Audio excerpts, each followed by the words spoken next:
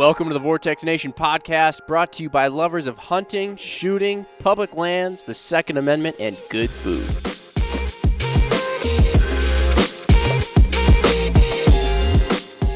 We have here both a listener special and a cool guest special because sitting with Mark and I is Trent Brenny, who is joining us on the road here at a cool event as an honorary Team Vortex member and now joining us on the podcast. He frequently listens to the podcast.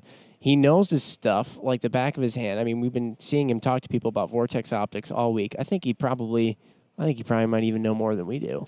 I think there's a really high likelihood of that. Right. And by likelihood, I mean yes. Yeah. And our cool guest today is Cheyenne Dalton, who's joined us. Actually, Cheyenne, you were one of the first podcasts that we ever recorded. I thought so. That's true. That's and it cool. was at the last NRA annual meeting show, whatever they call it. And it was in the back closet of our booth. Yep. Mark wasn't even there because he was so darn busy. Yeah, anyway, I missed it. We followed Mark's terrible direction skills to get to this spot that's a little bit more spacious than the back closet. But anyway, we have Cheyenne back one more time. Thank you for having me. I'm excited. Which is excellent. So, Trent, though you're being a new guest, we should have you introduce yourself to the Vortex Nation. So tell us who you are, a little bit about yourself, fun facts, whatever you got. Well, I'm Trent. Worn a lot of different hats. Worked in retail, work in the natural resources field currently. Actually, currently work in both. Been shooting for a while, mostly on the hunting side of things, just getting into somewhat competitive shooting. Have a lot of gear, not really good at anything in particular, but got a lot of stuff. So that's how I met a lot of people from Vortex and keep on moving, trying to get better and shooting faster. Stuff is a good place to start. You, interestingly, know more about water than anybody I have ever met. Well, I don't know if it's more about water than things going into water. Oh, okay, so it's the things going into water. Yeah, and what water can do. So my job is basically to keep people and animal poo out of the water. That's my life job. Yeah. Wow. Keeping clean water clean for the residents of the Midwest. That's what I do. That's a good slogan. It's a big job. Yep. Somebody's got gotta to do do it. it. Yep. Somebody does. But you know a lot about fish, too. We were talking about that on the way down here and all kinds of stuff. And fish, water, habitat. Yeah, habitat restoration and waterfowl research. That's kind of my background to my background. Public land easements, things like that. I've worked at the state, local, and I guess federal levels. And international in A Australia. little bit of international work, some duck work over there and some wetland work. Yeah, while I was studying abroad. How about that, man? On our drive down, as we were peeling back the layers of Trent, whom I've found is quite the onion. Quite the onion. Also very unassuming in the way that he presents Gosh, it. you'd never know. It's no big deal. I've only worked in like 42 of the 50 states in Australia, and Well, they're not I'm that only- many states. only like still under 30. Trent pretty could, wild. Trent could find a 5-pound gold nugget and say, like, oh, I mean, I found a rock. I mean, that's all right, but who hasn't seen one of these, right? So, Where I was going with that, Jim, though, is I have a feeling, I'm foreshadowing here, but I was thinking about like 12 different other podcasts on the way down that I found just these subjects fascinating to explore on a deeper level. right. So I think we should cover some of them down the road. I think we will. So, in addition, I also feel like Trent, being unassuming as he is, as we talked to Cheyenne, too, about here's some Rimfire stuff and some competitive Rimfire and all that kind of stuff, chances are he may know a thing or two as well, because it sounded like he almost just bought a $3,000 Rimfire pistol. Well, it's not very often you get to handle a Pardini in the U.S., so I got a little overwhelmed. Let's just say that. But when I tried the trigger, I'm like, it's okay. Heavy breathing. I really like my Valkortsen, so Yeah. Yeah. Those Yeah. are nice. I gotta say. You would know, right, Yeah, I Cheyenne? would. So, Oh gosh, even more crossover. speaking of rimfires and awesome stuff like that was kind of the topic we discussed talking to Cheyenne about, because Cheyenne, you have quite an extensive experience in shooting rimfires. I assume recreationally and all that kind of good stuff, but also competitively. Yes. Yeah. I've been shooting since I was 12. I'm 18 now, so a few years, competitively. I've really enjoyed my time. I started with Rimfire Challenge, though. I started shooting in the limited division, so I shot iron sights on both my pistol and my rifle, and I started with just a Ruger 1022 and a Ruger 2245. So I shot those for a couple of years. I actually won a world championship with my limited guns. They were just from Walmart, straight out of the box. So Whoa. Okay, hold on. Back it up. Hold on. So you go out and you get your just Walmart 1022 and 2245. Mm-hmm. And you went and won a world champion. I won, the ladies' title. Now, when you do world rimfire, what's the process of that? Did you shoot a match locally in Missouri, and then all of a sudden you went to I don't know, where do you go from there? Where's Worlds at? So the Worlds Rimfire Championship actually moves around every year. It's been in Alabama a couple of years. It was actually in Missouri this past year. Oh, cool. You can actually just enter it. You just pay the match fee, and you can go shoot it. But it's a fun match. Rimfire's kind of changed a little bit in their stage designs. It's a little more challenging, which is kind of fun for me because I've been doing this a while. So to change it up is nice. Yeah. Yeah, I imagine you've grown as a shooter since. Yeah. I mean, since you won the Worlds. Sounds like your first year out, but. Yeah, I have quite a bit. I've won the ladies' limited title a couple of times since then as well. So, and I also shoot for Volquartsen Firearms now with the custom 22s. Has that been an upgrade? Yeah, definitely. Those pistols and rifles are so nice, but I love my Volquartsen Scorpion, my pistol, probably the most. Do you? Yeah, it's awesome. Man, those things are slick. Yeah. So, gosh, I feel like the world of rimfire is so... It doesn't get talked about enough for how awesome it is, for how many people do it, for how much, the fact that there even is a world rimfire.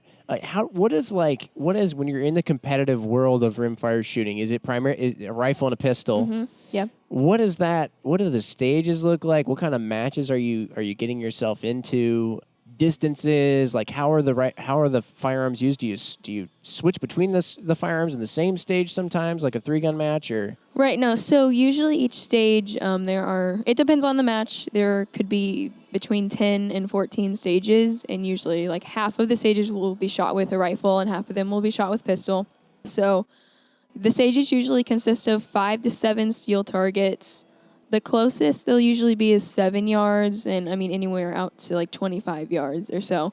And the game of rimfire is speed. You want to be able to just shoot the plates as fast as you can.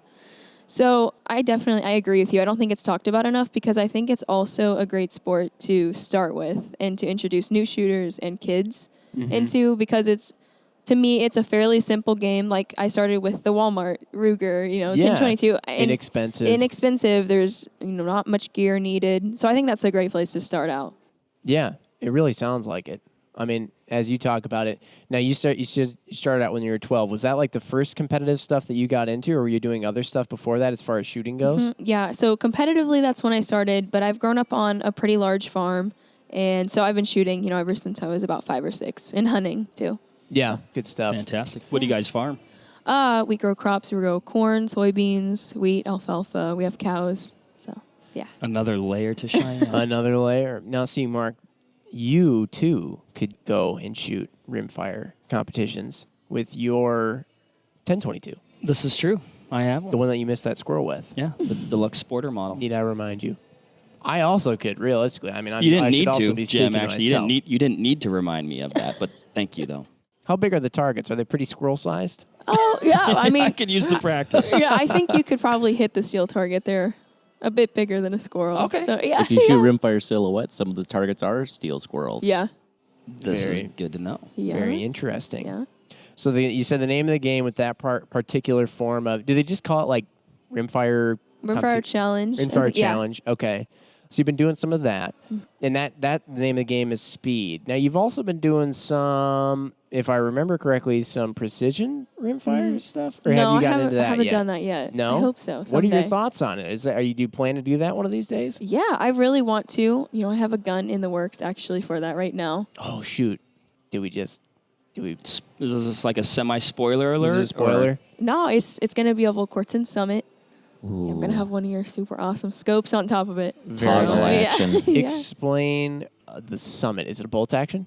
Or is it a semi-auto? Yeah, it's a bolt action, but it's the toggle switch. Toggle switch? Yeah. How So does that you work? can use your thumb instead of taking your hand completely Trent's off nodding the gun. his head. He's familiar. He should explain it. So what everyone would know the toggle action from is from biathlon shooting. The Olympic biathletes, that's a toggle action. Yeah. Whoa. Yeah, so that's probably So this is like the only American-made manufacturer of a toggle action, probably, so like in a 22. some people go all gaga and drooly mouthed over the old Swiss K38 straight pull. This is Different. This is like that on another level for Rimfire. Yeah, and usually you'd have to go to like a German or a Swiss-made rifle to get the same deal. So you're talking $2,000-$3,000 plus, maybe importing, and then trying to find someone who would have it. Oh, so yeah. now you can have one that's made in Iowa. How about that? Yeah. How about that? That's and cool. you do it with your thumb? Yeah. Yeah. Super fast. This is incredible.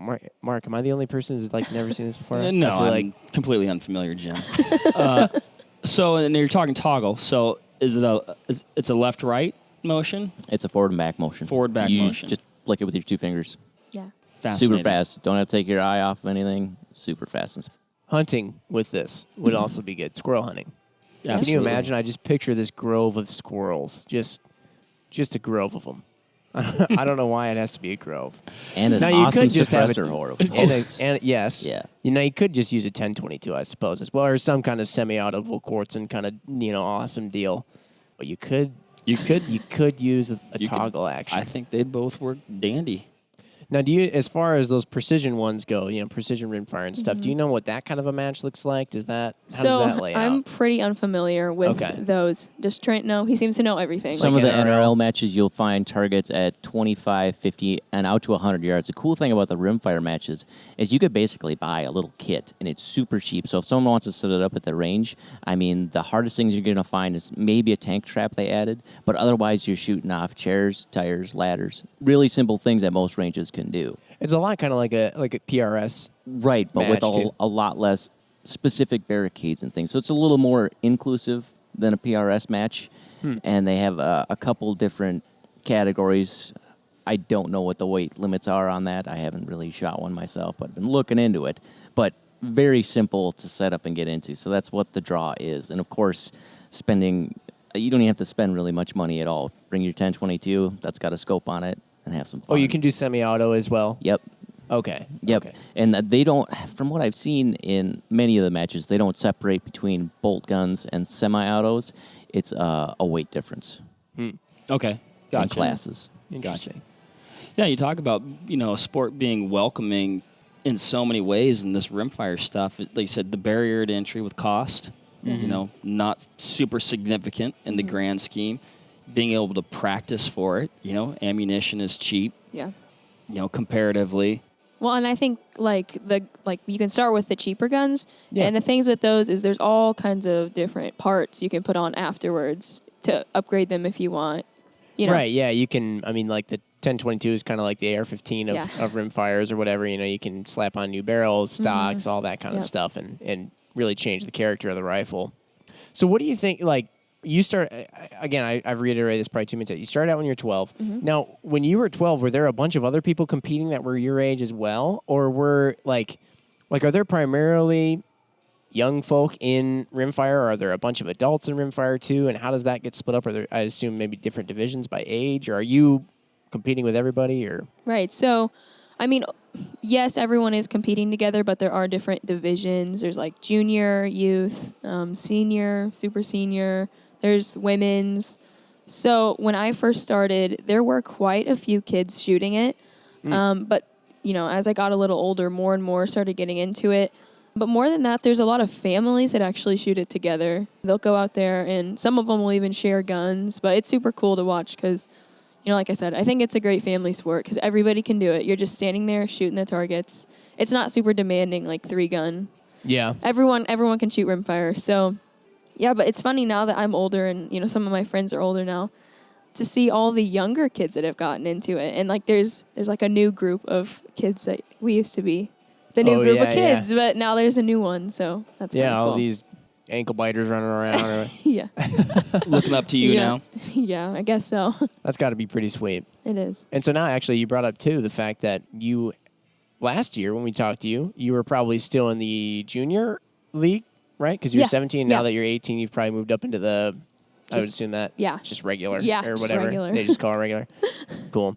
Do you think that as far, did that set you up for a lot of success in your 3-gun kind of career and other competitive shooting sports as well, doing this rimfire challenge? And So, I've always shot iron sights pretty much. I switched to open later on in rimfire, but I think starting with the iron sights helped me, for like shooting USPSA and just the pistol aspect of 3-gun. getting used to lining up sights. That's what I'd recommend if your child like eventually wants to do 3-gun, is starting with rimfire, getting all the basic like safety stuff and how to hold the pistol and how to shoot a rifle and all that stuff down. And I think it's going to make a transition much easier later on. Yeah. So you're saying start out your child with a Razor Gen 2. Yeah, absolutely. Get them used to using optics. Yes. Yeah, sure. I think that's what I gathered. I heard something in there about irons, but I'm not sure what that. Yeah. No, I just think it's good to start with irons, and then then I open so much fun. Because you can go fast. I mean, you can go fast and limited too, but Right. open, that's fun. There is something to be said about using irons. Yeah. That's one thing that I feel like I didn't do enough when I started shooting. Yeah. Probably maybe on account of the fact that it's just kind of like it's just Vortex. You were born into it, Jim. Just kind of born into it. Yeah. Right, exactly. Just if You I were- said irons around the house, I got timeout. But it Is really, this made out of iron? Close enough. You get a timeout. yeah, you're out.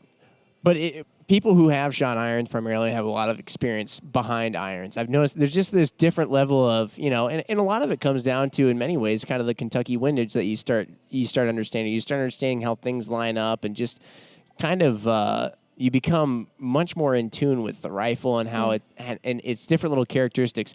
I think it was Garrett from Rise Armament earlier said that each rifle has a different personality. And I love that because it's so true. And I feel like once you kind of strip away a lot of the bits that you can add to the rifle, you really get to understand that rifle's, quote, personality. Yeah. Which I think is super cool. Yeah, that is cool. And once you put an optic on, then it's just kind of like, I mean, man. Way there better.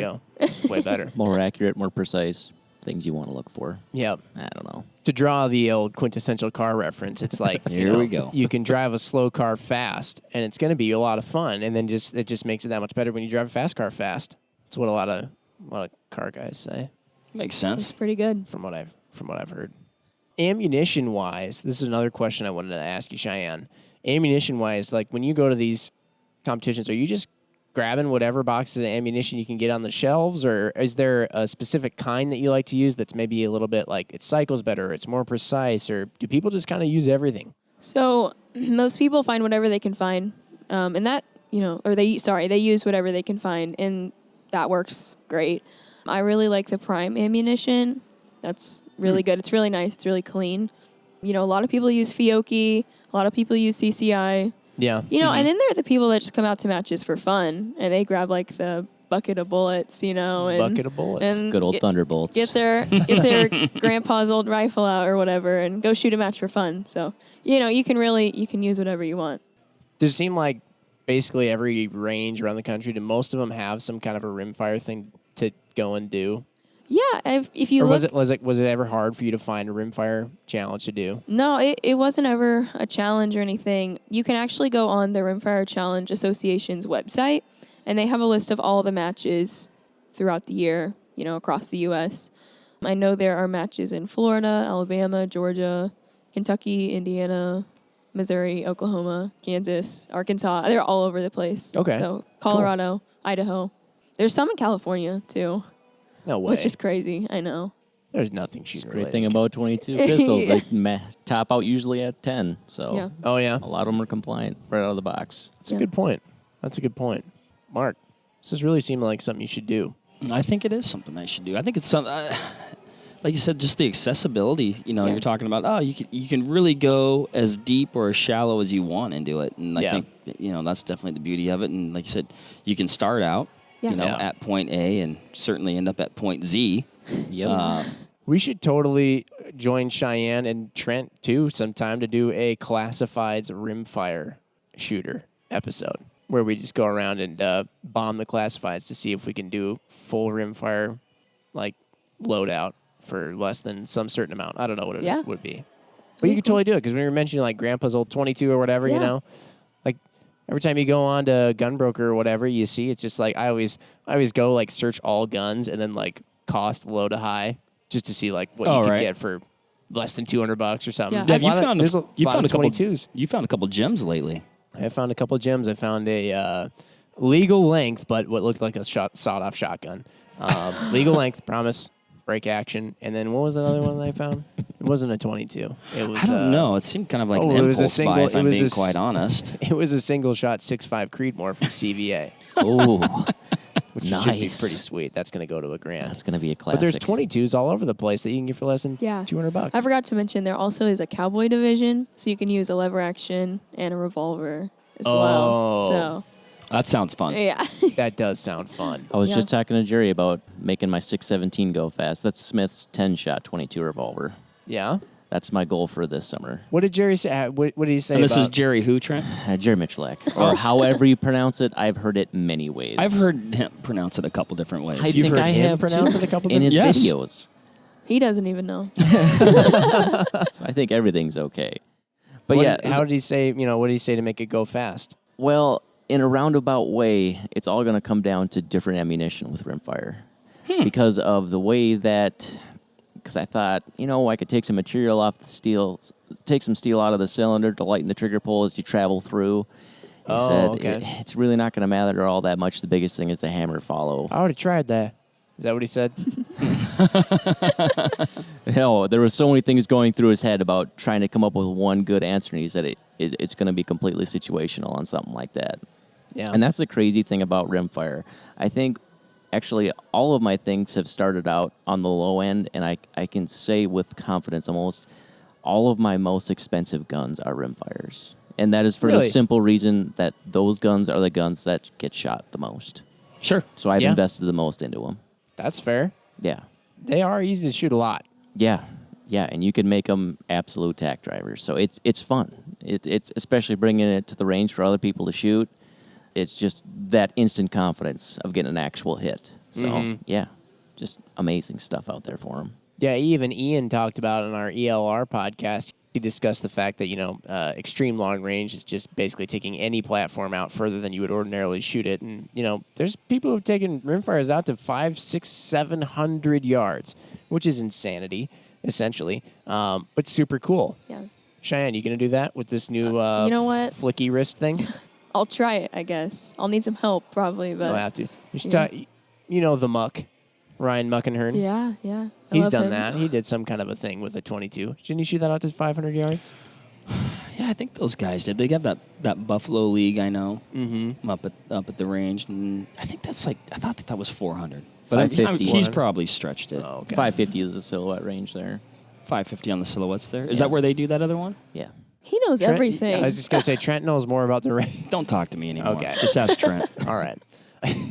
When are they going to do, or is there a thing where you incorporate like a 410 shotgun? I don't know. There might already be something kind of like that. Yeah? No. I know there are some matches that you can. They're almost. Well, it's like a 3-gun match, but your kid can shoot it, and they can use like a 22 rifle and pistol, and then like a 410 shotgun. Oh, okay. I have seen that somewhere before, but Yeah. I don't think there's any plans for that like within the Rimfire Challenge Shooting Association anytime soon. So my Yeah. 22 over 410 isn't going to cut it for that then? No. A little slow? It'd be a real Sorry. quick transition. You wouldn't even have to put down one gun and pick up another. Your The reloads, reloads is where you're going to... on the other hand, will really kill you. Yeah. In SAS, you could use a 410. In what now? In SAS competition. Oh, SAS? right. Single action shooting. I'm blanking on the other S. Isn't it? That's like the cowboy. Yeah, the cowboy action stuff. shooting. Oh, yeah? So Winchester used to have that lever action 410. Oh yeah. Yeah, so that's pretty cool. Lever action 410. Need. Yes. You'll find it. We'll find it. Gunbroker will find it for us. So, yeah, like, what do you think what's your favorite part, do you think, about Rimfire? I really love shooting the pistol part of it. Oh, yeah, That's- you mentioned that earlier. The pistol's your favorite, Yeah, right? the pistol is my favorite. But I actually just love to hang out on the range. I've made a lot of great friends through Rimfire Challenge. Actually, my friend Colby Pavlok, he has won the Rimfire World Championship. I think he won it for his 4th time in a row this year, or 2018. So that was super cool. We're like Nice. BFFs now. And Yeah. anyway, it's super fun to hang out with everybody. For sure. Yeah. Yeah. The camaraderie aspect of competition Yeah. shooting is hard to beat. Yeah, it really is. Have you experienced in your shooting career, I mean, being like a young female, like any opposition from people or faced any challenges that way? Like, oh, you shouldn't be doing that or anything? So actually, I've only had a couple of instances. I was actually shooting this local USPSA match, and there's this guy, he doesn't really like it that girls shoot competitively. And I was standing behind him, and he didn't know I was there. And I heard him say, women can't shoot as fast because their brains can't process what's happening as quickly. Really? And you know what's funny is I beat him that day. So, Just Stomping salty mustaches into the ground. That is good. it was pretty funny. Well, because that's a quote right there. Stomping salty mustaches into the ground. Quote for sure. Write it down. I'm gonna just timestamp this if I could. MC Ryan, I don't know how to timestamp it. We'll find it. A very, very modern thinker there. Yeah. I mean, because the thought has to transfer from the brain all the way down to the tail and then back up to the brain. Yeah, but Jeez Louise. I don't know. That guy, he said other things kind of like that before, and I just don't let it bother me because who cares? That's his opinion, and it doesn't matter what he thinks. No, true. I think you obviously proven people otherwise. True. Has any of that happened as far as just the youth aspect? Do you ever feel like people when there's like a bunch of, I would hope not, because this would be like so just counterintuitive to like everything in our industry, but you ever find people where they're like, a bunch of ankle biters, Yeah, absolutely. There are older people within, especially Rimfire, that don't really like the kids being there. Because, they like to have fun in between stages and not just stand there and be grumpy the whole time. Yeah, I mean, it's like you're not a kid if you're not trying to get in trouble at some point, Right. It's like as long as they're being safe, Right, as long as you're being safe. But yeah, how dare you enjoy yourself, And that is, I mean, like, God, I feel like I'm just bringing it down a notch with the negativity here, but I mean, that's just, please bring it down even more. I mean, you guys look like you're having a good time, and I just didn't care for that. But I mean, you talk about a point in society where we need to be embracing the youth and these new shooters and making these events, fun for them.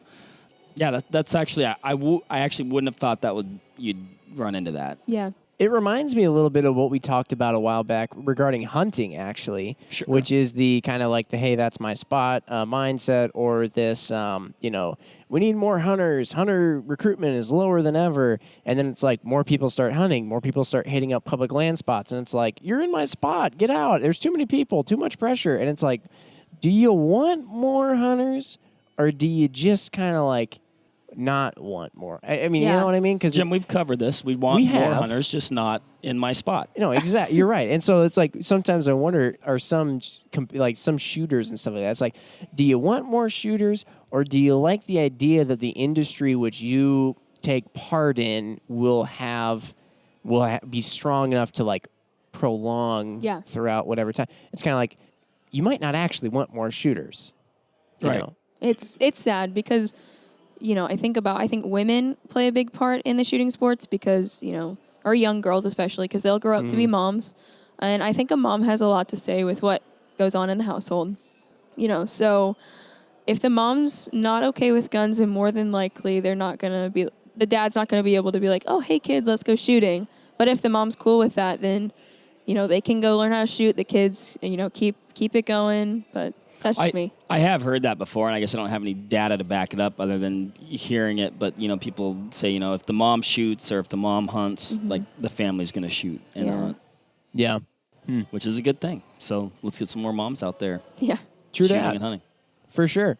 Right. And then if you're one of the people who are like, oh, man, we need more shooters, I'm super nervous that come 3 years from now there'll be no shooters. It's like, okay, well, then when more shooters show up to the range, try and help them out. Yeah. Again, that's so true. Like so many people, they get involved in the sport of shooting, and they do it because they love it, and they do it because they think it's fun. And I get that. It's like sometimes you work all week, you hit the range on the weekend, there's a bunch of people there or whatever. Somebody's, like it's hard to get in there and do as much shooting as you want. But it's like if you really, really enjoy shooting and you really want the industry and the lifestyle and the culture of shooting, especially in America here, to prolong, Why not? I've always enjoyed it when I've been a noob to hunting and shooting in the past myself. It's like I've always enjoyed it when somebody goes up and they're kind of like I know they're taking their free time. They could be shooting and ringing steel, which is super fun. But instead they go over and they're kind of like, oh, hey, like, what you got there? What gun you got? Oh, that's super cool. Like, hey, here's some tips or whatever. I ask them a question. They don't act like I just, wasted their entire day for asking them a 30-second question.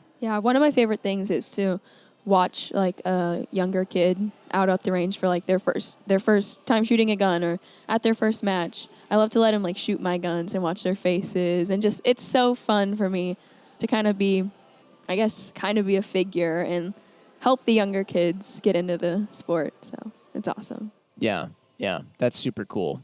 What do they think when they shoot your awesome guns? They think they're pretty cool. What do their parents think when they shoot your awesome? The parents, I mean, they like it, but they don't really like the price tag Yeah. that comes along with it. So. Oh, that Cheyenne girls over there are making me spend a fortune.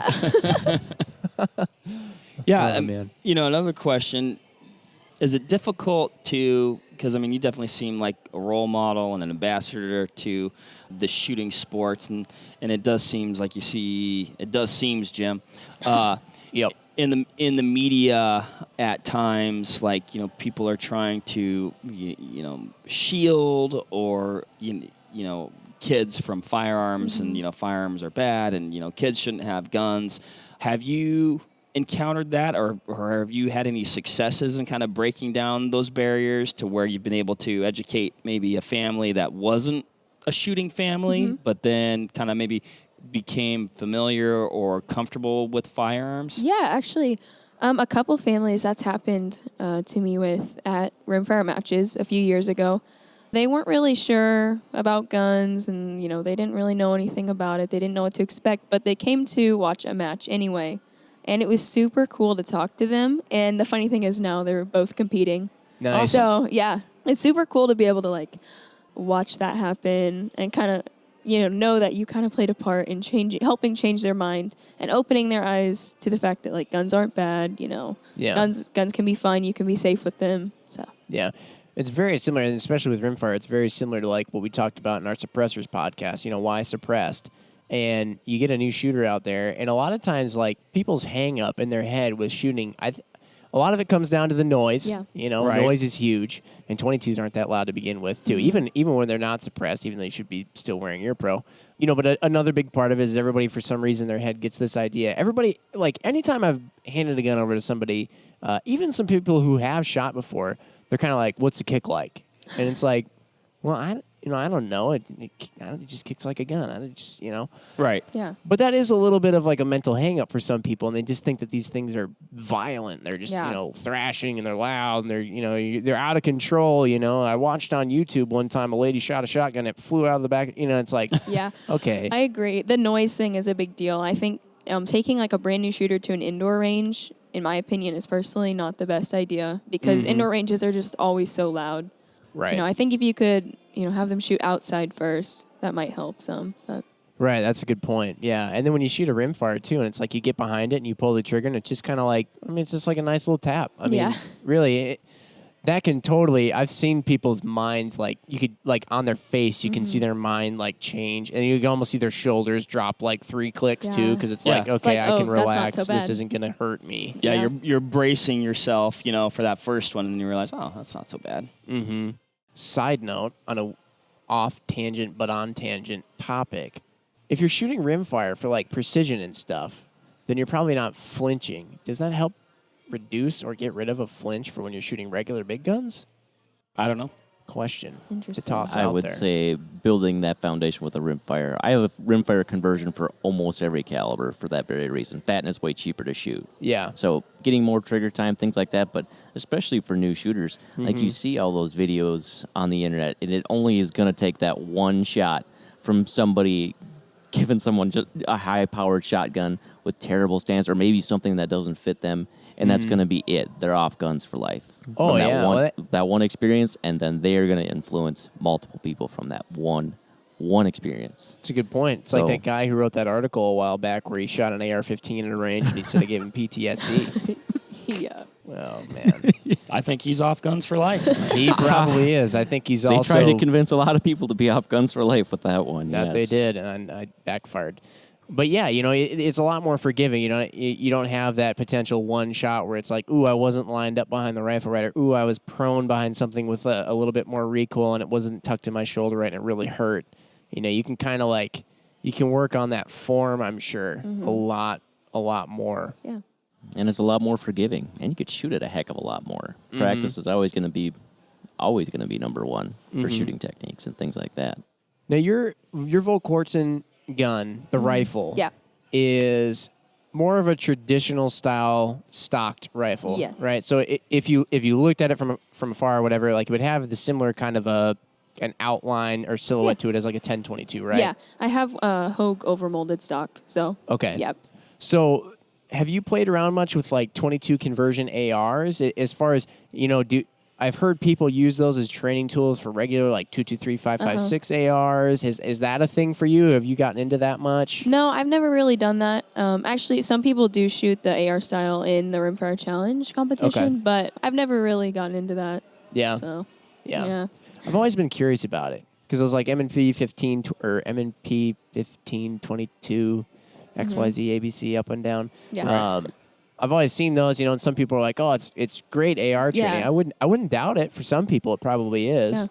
but I think it would have to be, in particular, you're looking at shooting at a lot of probably similar distances, I would think. Well, Yeah. the great thing is, with that kind of training, you can bring those distances in a lot closer and still have that challenge. Sure. So shooting a 22 at 100 yards out of the AR platform to stretch it out to something similar in 308, you're probably talking out to almost 800 yards to see the same in wind drift. Right. So things like that and being able to read the wind, that's what makes rimfire really challenging. yeah, and the targets are usually pretty small too, right? Exactly. Yeah. Yep. I know that some of those precision ones, they shoot aspirin-sized targets. Yeah. What size are the ones in Rimfire Challenge, pistol and rifle and stuff? About 6 inches is the average, I'd Yeah, say. okay. I mean, some are 4, some are 8. Some Yeah. are big rectangles, 12 by 24, I think. Okay. Or, yeah. So, I mean, there's all sizes. I've even shot a match where there were there was a moon-shaped one, and there were some animal-shaped targets. But, Oh, okay. yeah. Yeah. Yeah, that would have to develop some skill. But then, like you said, too, things like wind drift and stuff, how a 22 caliber bullet, and especially one that's coming out of a 22 LR, how it's being affected over the course of just 0 to 100 yards. It's gonna help you understand how ballistics and how wind and all that works for larger calibers at more extended ranges. Yep. So, But it's an amazing tool for people who don't have those 1,000-yard ranges. You can still really challenge yourself at 100 yards. Yeah. You get a 10-mile-an-hour wind, a crosswind with a 22, and you're going to see quite a bit of drift. yeah, I'm getting more and more. My shopping cart, my brain's shopping cart is being added. I was going to bring just my rimfires down before we left to shoot, but I didn't know if it would be, too on the nose, I guess. But next time I come down, Please you can do. try out my AR-22 and my other ones. Please do, indeed. And maybe if you come at the same time Cheyenne's there, we can just try out a There whole we go. boatload of 22s. And by that time, Yeah. my Volkortsen rifle might be done, so Nice. could be frenzies on that one. Frenzies, for sure. Well, shoot. Rimfire sounds awesome. Cheyenne, did we miss anything that you want to tell the people about Rimfire? Or any big, important aspects to it? I don't know. I always recommend, if you're new to shooting sports, going out and watching at least a match or two before you decide, to go out and buy a whole bunch of gear. Because you can ask a ton of questions. You can kind of see what everyone else is doing. If you just have questions about the sport in general, everyone within the shooting sports they're so nice and they just want to help generally, except for the old crotchety guys sometimes, Except for them. But most of the time they want more people involved, so they want to help you out. They want you to ask questions, And so, yeah, I'd just say go watch a couple matches and observe, and then go from there. Good deal. Oh, here's one. I got to ask one more question, too, before we jump into these last calls. Optic choices on rimfires. So walk us through, the pistol optic choices, the rifle optic choices. Maybe you or Trent could talk about some of the more precision, quote, long range or whatever for rimfire or NRL optic choices. What kind of stuff are people looking at for those? Yeah, so I use the Venom and Viper red dots on both my pistol and rifle. Okay. The okay. little open top red dots? Yeah. That's what I use for Rimfire Challenge. But Do you Sweet. like 6 MOA or 3 MOA on your dots? I like the 6. Okay. Yeah. So you don't need that pinpoint 3 MOA, No. just the larger, Yeah. because it's speed oriented, Yeah. right? Yeah. And the targets are small enough and probably close enough, or Yeah. a good enough size and at a close enough distance that 6 MOA hardly Right. covers up anything. Yeah. No, that's what I use. That's what I like. Yeah. Okay. He should probably talk about the scopes for the long range stuff, though. Yeah, I was just curious about the dots because it's really from person to person on whether you pick 3 or 6. Yeah. I always pick 3 because my vision used to be just atrocious and astigmatism, so I'd always have that starburst effect. So I would always end up with a 3 MOA dot because I would always see it imperfectly. It would just starburst to 6 MOA. Sometimes, yeah.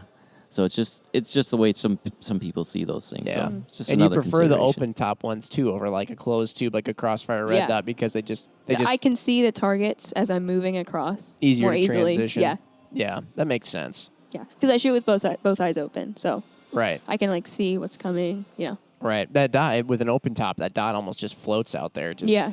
Yeah. Everything else disappears. Absolutely. I bet that'd be pretty quick and a lot of fun. It is. Trent, tell us- Crossfire dot would be a good one for bullseye type shooting in Rimfire. what is bullseye? Buckle up, Jim.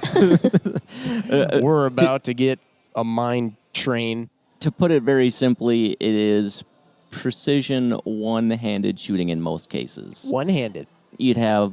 There's different types of bullseye, so we won't go into that, but you are shooting at a stationary target while standing on a time clock. Similar to what, if you ever watch the Olympics, most of what you're going to see is going to be very similar to the Olympic style air pistol and rimfire pistol and bullseye shooting, except Okay. you'd have optics instead of opens. Okay. Or you would have both, but it's similar. You're freestanding, and one-handed is usually, and some of them now are going to 2. But Why the Crossfire then? it basically puts a circle inside a circle, so it gives you a reference point and a secondary hold point. Oh. So basically, being able to not only find the center of a target, but to center the entire target itself inside of that scope. Well, it's kind of like the Spitfire AR, how it has that Yes. circle ring, or That's like the- the Huey has the circle and the dot in the middle. Yep. Huh. Gives you a lot of reference points without having to staring at too many. I never thought of that. Yeah. There's an Olympic rimfire? Yes. Cheyenne, are you going to Wow. be in the Olympics someday? You know what?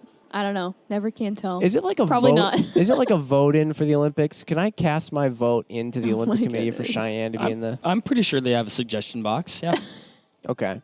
Maybe if everybody listening right now on the podcast puts in a suggestion to the Olympic Committee for Cheyenne Dalton to be in the Olympic Rimfire Challenger competition, maybe we'll vote her in. It'd be like American Idol. Or maybe we Text. You can text in to we some just number. vote Like into the Ryan- Olympic Committee that we add more action shooting sports into the Olympics. Truth. I think we'd be better off that route. That'd be pretty That's cool. good. And also vote to whoever airs the Olympics to put more on TV. Absolutely. They You should know, all- I like to think they're listening right now. I like to think that as well. So, okay, what do we got? We got more action sports, more TV with shooting in it, and Cheyenne Dalton in the Oh my Olympics. goodness. Yep, more Cheyenne. Yep. So write that down, everybody. Send it to whoever you need to send it to. Text that to Ryan Seacrest. At Olympics.org. Ryan Seacrest at Olympics. We're not mixing anything. Ryan okay? Seacrest says Cheyenne Dalton should be in the Olympics. There you have it. Wow. Where were we? Oh, scopes for precision. yeah. Scopes for precision rimfire. The biggest thing when it comes to rimfire is going to be parallax adjustment. That's So number. it seems like everybody's always asking about. that's I would say that's number one, where you can still get high magnification at a close range and still see both your crosshairs and your target clearly. First focal plane or second focal plane? You could get away with either, depending on what your game is. But I think probably the Diamondback Tactical on that first focal plane. That's what I have on both my precision trainers, and it's phenomenal. Huh. I mean, you can So go what do you need 20. what do you need that parallax to go down to ideally? Yeah, like what's the I'd say threshold? 25 yards minimum. Min. Okay. If you're going to do really high-powered stuff, many of the rimfire-specific scopes are going to be dialed in at 50 yards, which is usually okay in like a 3x9 or a 4x12. But if you're stepping up to something where you're really going up to 20 plus, you're gonna want it down to 25 at least, I would think. I Yeah. would think, and that Diamondback is getting you down to 10 or closer. Right. Okay. Yeah.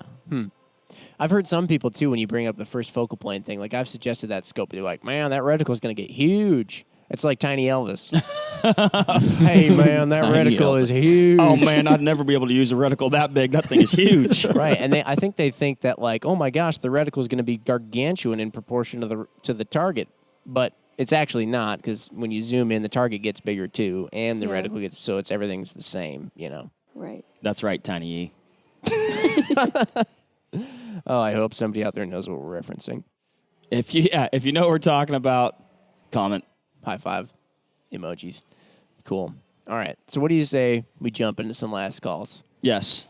Now this is Cheyenne's second go around. Did Cheyenne's- we wait, even have did we last have calls? last calls and when you last did I don't remember. I don't think so. I don't think so So either. you're gonna have to explain this to me. Because I remember that it was all just so chaotic, and I didn't have Mark there, so I was really nervous. Yeah. You were in a storage room. Right. And then Trent, you've listened to a number of podcasts. I know the gist. You know how it goes. Yep. Okay. But Cheyenne, essentially, we just bring it in for a landing. So, Okay. as I tell many people, and as Napoleon Dynamite himself would say, just follow your heart, whatever you're feeling. We'll let you close it out, too, because our guests always do a phenomenal job, and Mark and I kind of suck. So, Mark, let's try and not defer this time. I'm not going to defer. I'm not going to defer either. Should I go? So, yeah, you go. All right. Wait, here- I'll go. You go. No, you go. I'm going to go. Okay, go. All right, so this is kind of an observation, but I feel like it's very common. Like I know for myself, like I started, like my first introduction to firearms was shooting a 22 rimfire. I feel like that's a lot of people's introduction. What I think is interesting is it seems like over time, at least I know even for myself, like you kind of graduate. You're like, okay, that's cool. Enough of these reindeer games. I'm going to go on to bigger and better things. All right. And that even goes like even from a hunting perspective. It's like you start out with a 22, maybe you're doing some small game stuff, and you're like, okay, now I'm going to start hunting deer. And I know myself, I live a very big game centric life.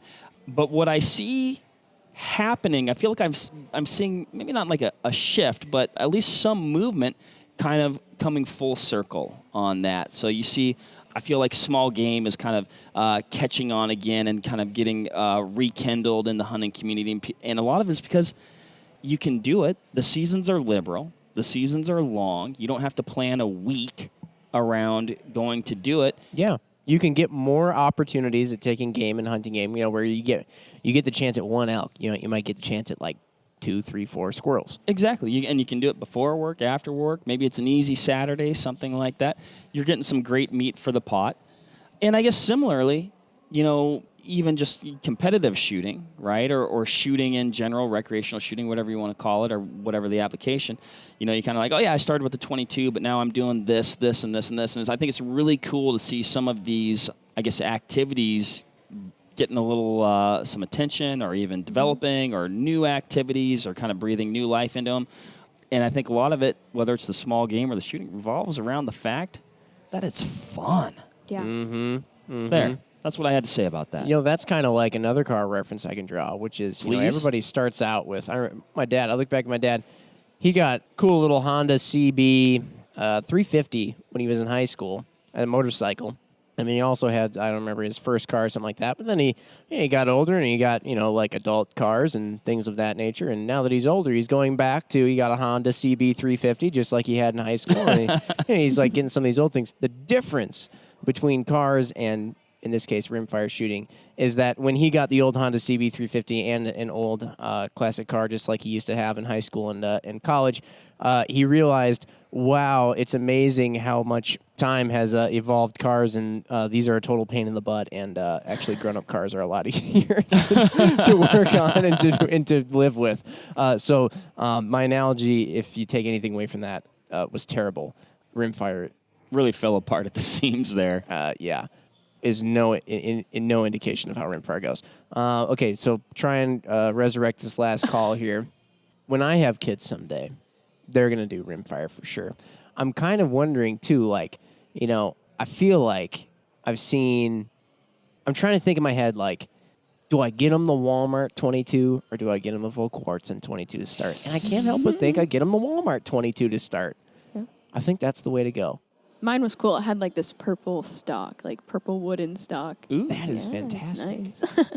Man, sounds like was it like a Walmart special yeah, edition? just I don't know. Do you still have it? I still have it. Actually, I shot it 2 years ago, and I won the limited ladies championship with it too.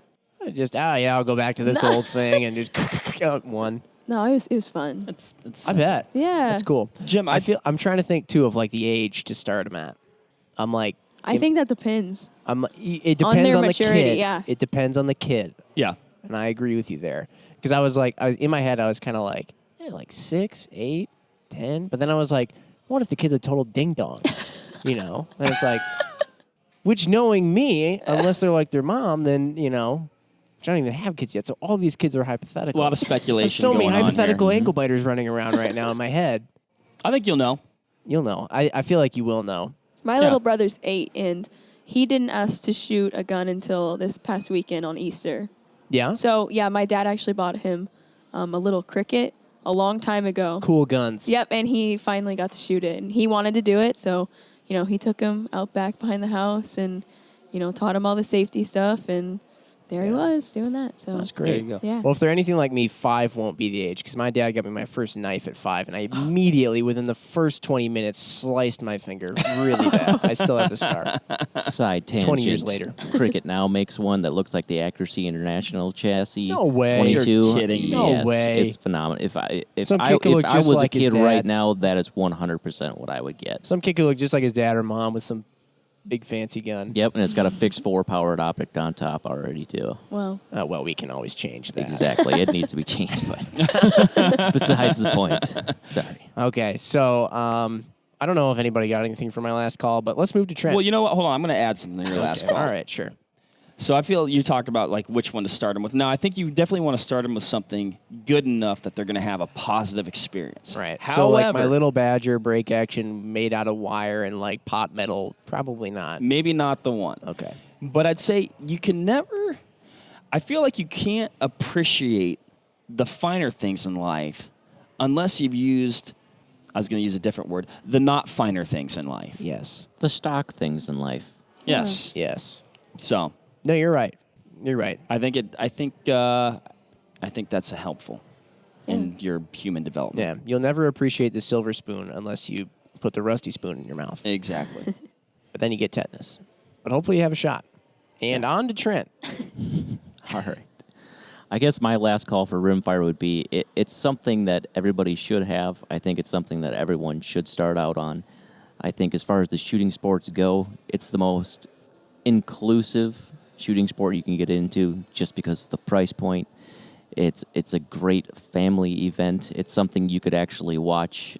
You can actually watch, which is quite a bit different than a lot of the action shooting sports where you have large terrain, things like that. You could have people sit in a safe area and just remain there and just enjoy the day. And it's just an awesome crowd of rimfire shooters. And I can't say enough about rimfire stuff. People usually go up higher in caliber as they get older. I just love shooting the 22s more than anything. It builds a foundation of finer shooting, and of course, it is cheap to shoot. So, getting better shooting cheaper, that's the best things about rimfire. Wow. That was good. Also, for a second, I almost thought that was Ryan Munkenhern speaking. I think I was talking It's- to him too late last night because I feel like I'm with his spirit at the moment. Yeah. I've noticed that throughout this week as we've woven Trent into the fabric of Vortex, but he is very similar. very Muckenhern-esque. Yeah. And I like that about him. It's a little bit of a bromance. Budding. Cheyenne? I don't know. Trent kind of took everything and he worded it very well. Trent. Like It's you a said, it's a politician, great isn't he? family. It's a great family event. And that's right. You can sit there and you can watch it. And the one thing that I've noticed is everyone kind of cheers each other on at Rimfire Challenge. So it's Oh, yeah. it's super supportive. Everyone's competing against each other, but they're not just gonna stand there and be like, "Oh, that was a good run." They're gonna be like, "Oh man, that was awesome." Keep up the good work. So again, I think that's just a really great place to start, and I always go back to it. So Yeah. Oh, and let's real quick too before we close out. You this coming year are going to be doing collegiate shooting. Yeah, right? yeah. Tell the listeners about that real quick because I think that's pretty sweet. Okay. Not a lot of people know about that. All right, so yeah, I got a full ride scholarship to shoot trap, skeet, and sporting clays at Missouri Valley College. Did you hear that, parents? Free school for being good at Yeah. shooting. So yeah, I'm Yes. going to study marketing, and we'll see where that goes. Oh, fantastic. Yes, you can shoot in college for a scholarship. That's so cool. Yeah, it is cool. Wow. Yeah, it was kind of funny. When I first started shooting, I really did it for fun, just kind of to relax, from every day, I guess. And then it's grown and turned into this big thing. And now I got a full ride to go to school. So that's awesome. It's taken me so many places that I didn't think it would. But Really cool. Next up, the Olympics. Ryan Seacrest, hopefully you're listening. Also, Mark, last thing. I promise this is the last thing, too. We should do a Vortex Extreme Rimfire. Get those aspirins out at 100 yards, son. It's How about cool to get would lit. that be? It'd be really cool. Like a Rimfire division. And then, closer targets, but really small, really kind of difficult or whatever, like a Rimfire division. Maybe some more younger competitors will come out. It'd be awesome. I think we need to put this in Let's the hopper. I explore don't know this idea. Let's put this in our own suggestion box. Exactly. I don't know if this will happen for 2019. That might be difficult, right? Because Right. we're already getting close up on the main one. But would you guys run it, Trent, Cheyenne? yeah, that would be Oh, cool. yeah, I'd be in for sure. Rock on. If you would do it, and you're listening right now, if you're still listening amongst all my complete rambling, If you've made it this far, let us know. We commend you. Cool. All right, Cheyenne, thank you so much. Thank you for having me. Cheyenne is also a trailblazer. There's a really cool video about her on Facebook and YouTube and stuff. Trent, honorary Vortex team member for the weekend here. Thank you very much as well. Thank you for having me. It's been awesome. Thanks everybody for listening, and go shoot some Rimfire stuff. On that note, happy hunting and shooting. Goodbye. goodbye. All right, that'll wrap it up for this episode of the Vortex Nation podcast. Thanks, everybody, for listening. Hit that subscribe button so you can always stay up to date on the latest happenings over here at the Vortex Nation podcast. Leave us a review or comment down below. We want to hear what you have to say about the show, maybe what you like, maybe what you didn't like, so that way we can make these podcasts as good as they can be. You can also follow us on Instagram at Vortex Nation Podcast. We'll be posting about each episode released, so that way you can go back, find these things, maybe grab a little nugget of information that you could take with you to the range, out in the field, or maybe to the kitchen if we're talking about some good food. So, again, everybody, thanks, and happy hunting and shooting. We appreciate it. Have a good one.